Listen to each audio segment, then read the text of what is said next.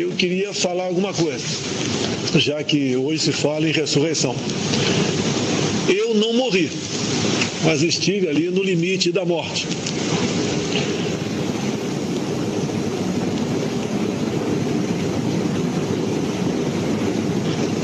Naquele dia 6 de setembro de 2018, os últimos momentos que eu tive noção que estava acontecendo,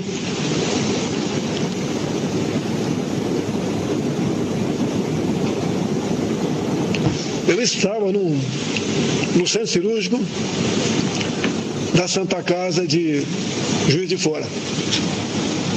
E eu via que tinha muita gente do meu lado de branco. E em dado momento, as últimas palavras que eu ouvi foi que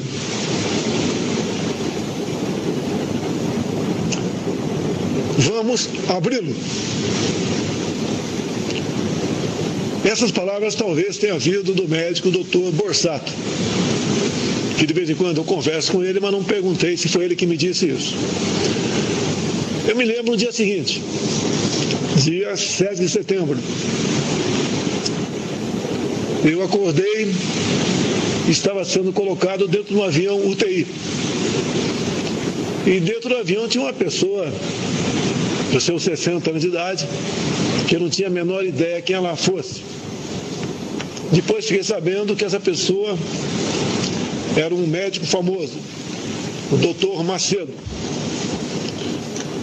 Tenho certeza que, por Deus, pelas mãos desses médicos de Juiz de Fora e do Hospital Albert Einstein, eu fui salvo. Bem como pelas orações de milhões de pessoas que me acompanharam nas semanas vindouras. Eu acho que todos nós temos uma história aqui na Terra. Eu creio que Deus não deixou uma pessoa simples, como outra qualquer, parecida comigo, fosse embora naquele dia. Mas um outro milagre, no meu entender, aconteceu. Vejo aqui na minha frente alguns que já foram políticos. Estou vendo o Rodovalho aqui na minha frente, na tela. E essas pessoas sabem como é a política no Brasil, como ela se alimentou ao longo de décadas. E o perfil para chegar à presidência não era o meu. Nada tinha para chegar. Sequer tinha um partido até março de 2018. Não tinha mais nada para contar, de modo que chegasse à presidência como era uma norma daquela época. E esse milagre aconteceu.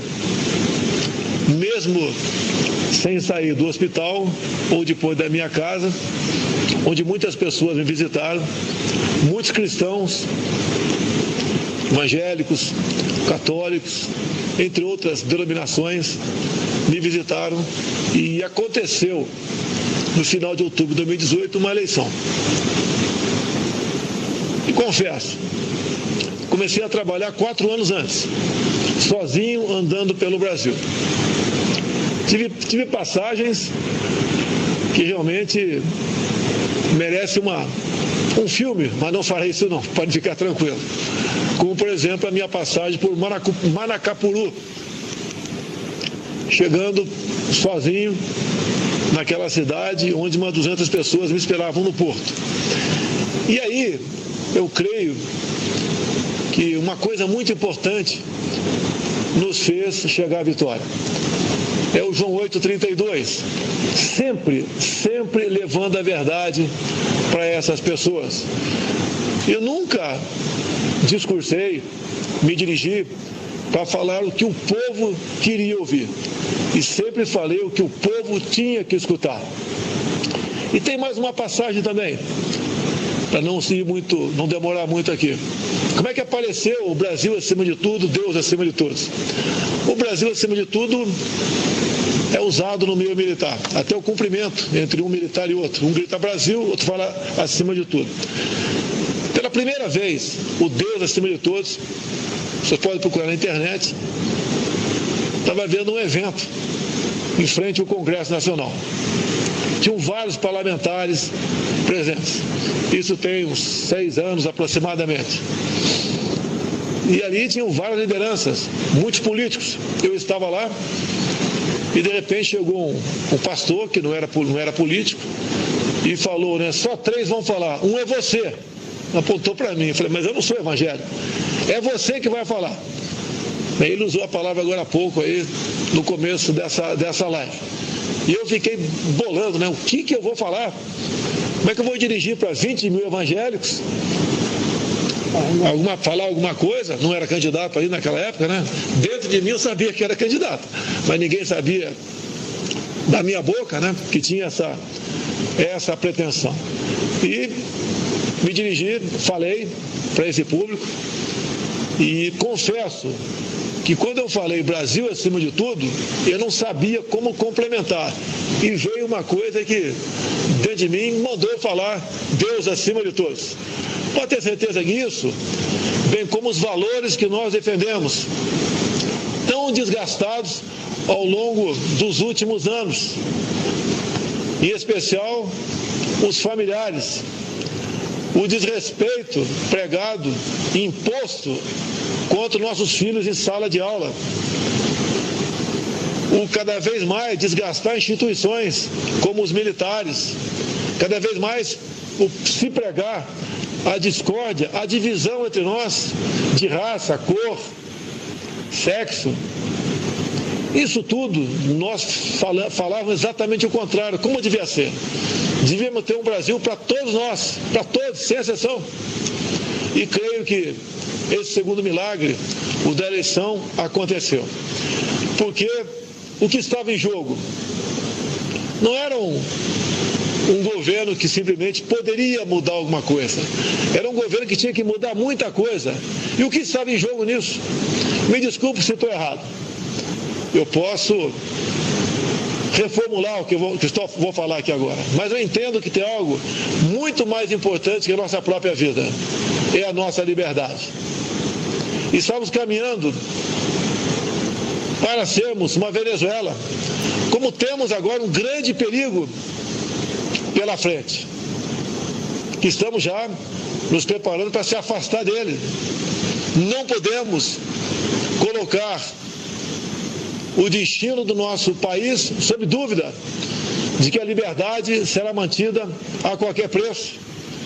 Eu tenho a obrigação, o dever, a consciência de que tenho que se preocupar com isso, mesmo sabendo que tem contra nós uma enorme parte da mídia, tem contra nós ainda autoridades que trabalham para fazer do país um país cada vez pior, porque só dessa maneira eles podem novamente ascender ao poder. Essa responsabilidade é muito grande. O peso é enorme. Na minha família, todo mundo já sofreu alguma coisa, até quem está do meu lado, assim como algum de vocês também, que me apoiam publicamente, tem sofrido. Mas nós sabemos, nós temos a certeza que todo esse esforço de cada um de nós é compensador. Estamos buscando fazer o melhor e tenho certeza que venceremos. A responsabilidade é muito grande, a cruz é muito pesada, mas com milhões de pessoas ao meu lado, que têm um coração verde e amarelo, que creem em Deus e que acreditam no seu país, com essas pessoas nós poderemos vencer esse obstáculo. Veio agora esse vírus. É que eu tenho dito desde o começo, desde há 40 dias. Temos 2 problemas pela frente. Lá atrás eu dizia, o vírus e o desemprego. 40 dias depois, parece que está começando a ir embora a questão do vírus, mas está chegando e batendo forte o desemprego. Devemos lutar contra essas 2 coisas. Obviamente, sempre lutamos crendo, acreditando em Deus acima de tudo. Vamos vencer esses obstáculos. Não serão fáceis, mas tenho certeza que chegaremos lá. Meu muito obrigado a todos vocês. Uma feliz Páscoa, e que nós aqui cada vez mais nos entreguemos nas mãos do nosso Criador. Uma boa tarde a todos.